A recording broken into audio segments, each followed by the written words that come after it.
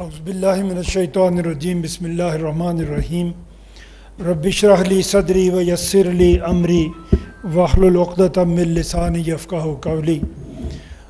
محترم جناب حیدر حنیف صاحب، جناب ڈاکٹر چودھری عبد الرحمن صاحب، انتہائی محترم اساتذہ کرام اور عزیز طلباء طالبات، السلام علیکم۔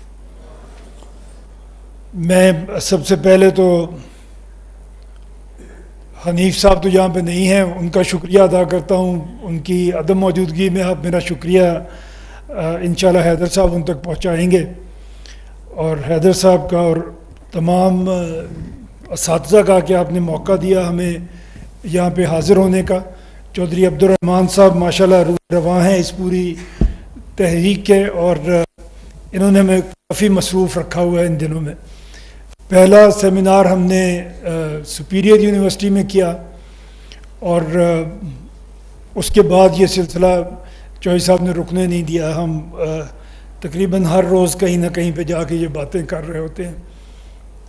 جو مقصد ہمارا یہاں حاضر ہونے کا ہے، ایک آئیڈیا جس کا ابھی ذکر بھی کیا ہمارے اسٹیج سیکرٹری صاحب نے، چوہی صاحب نے بھی ذکر کیا، ہم یہ دیکھتے ہیں کہ تاریخ یہ ہمیں بتاتی ہے کہ آج سے 200-250 سال پہلے بھی اگر آپ دیکھیں تو دنیا میں بادشاہتیں قائم تھیں۔ بادشاہ اپنی مملکت کو آگے بڑھانے کے لیے عوام سے فوج اکٹھے کرتے تھے، اور عوام سے ہی ٹیکسوں کے ذریعے پیسہ اکٹھا کرتے تھے، اور اسے اپنی مملکت کو بڑھانے کے لیے، اپنی سرحدوں کو توسیع دینے کے لیے استعمال کرتے تھے۔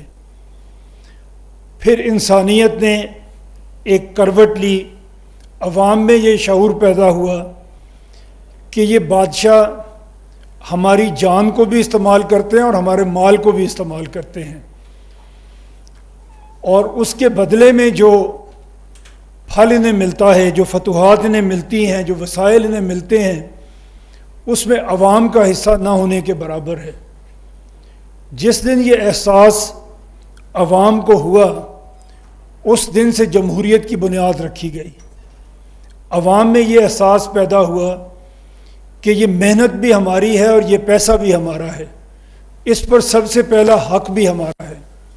یہ حکمرانوں کا حق نہیں ہے، یہ صرف ایک خاص کلاس کا حق نہیں ہے، عام آدمی کا حق ہے، اور عام آدمی جس کی تعداد سب سے زیادہ ہے وہ اس کا سب سے زیادہ حقدار ہے، اور وہ حق اس کو اسی صورت میں ملے گا جب وہ اپنے حکمرانوں کو خود چنے گا، جب وہ اپنے لیے خود ایک طرز حکومت کا انتخاب کرے گا۔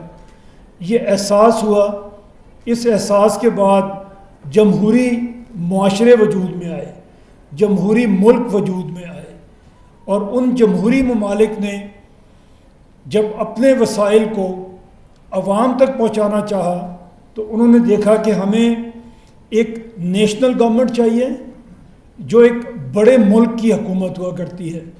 اس کے بعد اگر ہم عوام تک پہنچنا چاہتے ہیں تو ہمیں وسائل چھوٹے انتظامی یونٹس تک پہنچانا ہوں گے، اور وہ عوام تک پہنچیں گے، اور وہ عوام تک پہنچ کر ان کی خدمت کریں گے۔ آج کی ماڈرن دنیا میں 3 قسم کی حکومتیں عام طور پہ ملکوں میں پائی جاتی ہیں۔ سب سے پہلے ایک وفاقی حکومت ہوتی ہے، یا سینٹرل گورنمنٹ ہوتی ہے، یا فیڈرل گورنمنٹ ہوتی ہے۔ اس کے نیچے پروونسز ہیں، اسٹیٹس ہیں، یا ان کے انتظامی یونٹس کا جو بھی وہ نام رکھیں وہ ہے۔ اور تیسرا ٹیئر یہاں پہ لوکل گورنمنٹ ہے، اور اگر آپ دیکھیں فیڈرل گورنمنٹ یا صوبے کی حکومت، تو یہ وہ حکومتیں ہیں جو حکومت کرنے کے لیے ہیں ایکچولی، لیکن لوکل گورنمنٹ وہ حکومت ہے جو آپ کی خدمت کرنے کے لیے ہے، جس کی ذمہ داری آپ کے گھر کی سڑک بنانے سے، گلی بنانے سے، آپ کے گھر کے باہر کی صفائی کرنے سے لے کے آپ کی تعلیم، آپ کی صحت، یہ سارے مسائل دنیا میں لوکل گورنمنٹ حل کرتی ہیں۔ ہم بدقسمتی سے اس ٹیئر سے محروم ہیں، ہماری کوئی لوکل گورنمنٹ نہیں ہے۔ اور پچھلے اگر ہم دیکھیں 78 ایئرز سے ہم لوکل گورنمنٹ بنانے کی باتیں کرتے ہیں. ہمارے آئین میں بھی لکھا ہوا ہے کہ لوکل گورنمنٹ بنے گی. 140A شاید وہ شک ہے جو یہ ہمیں بتاتی ہے کہ ایک انڈیپینڈنٹ لوکل گورنمنٹ ہماری ضرورت ہے. لیکن اس آئینی امینڈمنٹ کے بعد بھی ہم اس سے محروم چلے آتے ہیں. اور کیوں محروم چلے آتے ہیں؟ کیونکہ کوئی صوبائی حکومت اپنے اختیارات کو ڈائلیوٹ کرنے کے لیے تیار نہیں ہے. کوئی صوبائی حکومت یہ نہیں چاہتی کہ اس کے اختیارات میں کوئی دوسرا بھی شریک بن سکے، اور اس کی جو بھی نقصانات ہیں اس کا نشانہ ہم لوگ بنتے ہیں. عام عوام اس کا نشانہ بنتے ہیں. وہ اپنے حق سے محروم ہوتے ہیں، اور ایک ایلیٹ جو ہے وہ اس وسائل کو ان کو استعمال کرتی ہے جس کے اوپر حق ہمارے عام آدمی کا ہے. اگر ماڈرن دور میں آپ دیکھیں تو آپ کو جو بھی پولیٹیکل سائنس کی کتاب آپ اٹھا کے پڑھیں گے ماڈرن دور کی، اس میں وہ آپ کو بتائیں گے کہ حکومت جو ہے اس کی اسٹیٹ کی جو کامن فنکشنز ہیں اس میں 7 قسم کے فنکشنز ہیں جو ایک اسٹیٹ انجام دیتی ہے. اس میں سب سے پہلے جو بیان کیا جاتا ہے وہ پبلک ویلفیئر ہے. پھر maintenance of law and order ایک اس کا جزو ہے. سوشل ویلفیئر ایک اس کا جز ہے. اسٹیبلشمنٹ آف جسٹس اس کا ایک جزو ہے. اسی طرح آپ دیکھیں اکنامک ویلفیئر ہے، پولیٹیکل ویلفیئر ہے. اس طرح 7 اجزاء ہیں جو کسی ماڈرن اسٹیٹ کے گولز ہوا کرتے ہیں. لیکن ان میں اگر آپ دیکھیں سب سے پہلا جو میں نے عرض کیا جو آپ کی پبلک ویلفیئر ہے، یہ سب سے بڑا فرض ہے ہر حکومت کا، اور اسی پہ اگر ہم فوکس کریں تو باقی 6 جو آپ کو چیزیں نظر آئیں گی وہ اس کو سپورٹ کرتی ہوئی نظر آئیں گی.